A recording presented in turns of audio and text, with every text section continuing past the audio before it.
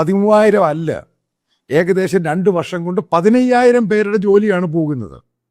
എടുത്തു നോക്ക്. സണ്ണിൽ വന്നിട്ടുണ്ട്, ഗാർഡിയനിൽ വന്നിട്ടുണ്ട്, ടെലഗ്രാഫിൽ വന്നിട്ടുണ്ട്, ഡേറ്റ ഉൾപ്പെടെ. എൻ്റെ ചില ഗ്രാഫിക്സ് ഞാൻ പറയാം. ടോട്ടൽ NHSൻ്റെ ടോട്ടൽ വർക്ക് ഫോഴ്സ് എന്ന് പറഞ്ഞാൽ 13 ലക്ഷം പേരാണ്. അപ്പം അതിനകത്ത് നേഴ്സസ് ആൻഡ് മിഡ് വൈഫ്സ് എന്ന് പറയുന്നത് ഏകദേശം 3,30,000 പേരാണ് വർക്ക് ചെയ്യുന്നത്. ക്ലിനിക്കൽ സപ്പോർട്ട് സ്റ്റാഫ് എന്ന് പറയുന്നത് 2,90,000 ആണ്. അതേപോലെ സയൻറ്റിഫിക് ടെക്നിക്കൽ സ്റ്റാഫ് എന്ന് പറയുന്നത് 1,63,000 ആണ്.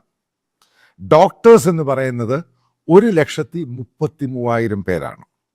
ഇതാണ് അവരുടെ ടോട്ടൽ വർക്ക് ഫോഴ്സ് എന്ന് പറയുന്നത്. അപ്പം ഇതുമായിട്ട് ബന്ധപ്പെട്ട് ഈ ജോബ് ലോസുമായിട്ട് ബന്ധപ്പെട്ട് എത്ര പേർക്ക് ജോബ് പോകും? ഒരു ഏകദേശ കണക്ക് ഈ പറയുന്ന പത്രങ്ങൾ പറയുന്ന കണക്ക്, പിന്നെ കുറച്ച് ഡീപ്പായിട്ട് റിസർച്ച് ചെയ്ത് മറ്റുള്ള പല വെബ്സൈറ്റ് അതിനെപ്പറ്റി കണക്ക് കൊടുത്തിട്ടുണ്ട്. അപ്പം ഇത് പൊട്ടൻഷ്യലായിട്ട് പെട്ടെന്ന് ജോലി പോകുന്നത് അത് ഏകദേശം 8,300 പേരുടെ ജോലി പോകും. മനസ്സിലാക്കുക, 8,300 പേരുടെ ജോലി വരാനുള്ള 6 മാസത്തിനിടയ്ക്ക് അവരുടെ ജോലി പോകും.